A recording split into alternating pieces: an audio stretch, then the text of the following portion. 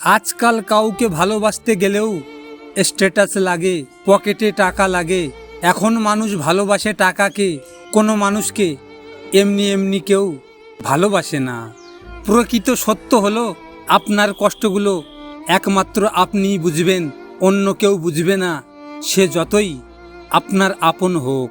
কষ্ট পেয়ে পরাজিত হওয়া মূর্খতার পরিচয়। কষ্টকে উপভোগ করে এগিয়ে যাওয়াই মানুষের পরিচয়।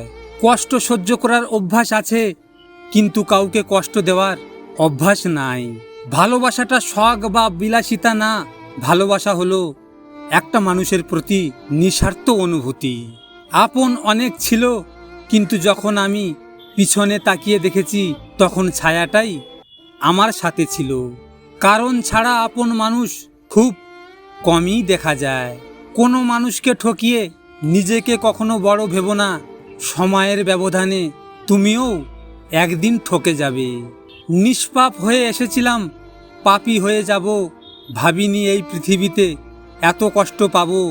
বন্ধু বলো বান্ধবী বলো, কেউ আপন নয়। ক্ষণিকের এই পৃথিবীতে সবই অভিনয়। জীবনে কখনো কাউকে বিশ্বাস করতে যেও না, কারণ যাকে তুমি বিশ্বাস করবে সেই তোমাকে ঠকিয়ে দিবে। মানুষ বলে যারা অন্যর খুশি কেড়ে নেয় তারা বেশি দিন ভালো থাকে না, বাস্তবে তারাই বেশি খুশি থাকে। যে মানুষ অন্যর অনুভূতির মূল্য দিতে জানে না, সে কখনো কাউকে ভালোবাসতে পারে না। রাগী মানুষদের ভালোবাসা অসম্ভব সুন্দর, কিন্তু সেটা বোঝার ক্ষমতা সবার থাকে না।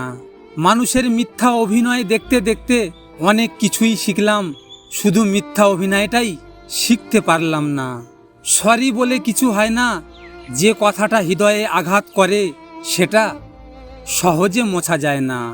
ভিডিওটি ভালো লাগলে পাশে থাকবেন, আর হ্যাঁ, নিজের খেয়াল অবশ্যই রাখবেন, কারণ এটা স্বার্থের দুনিয়া।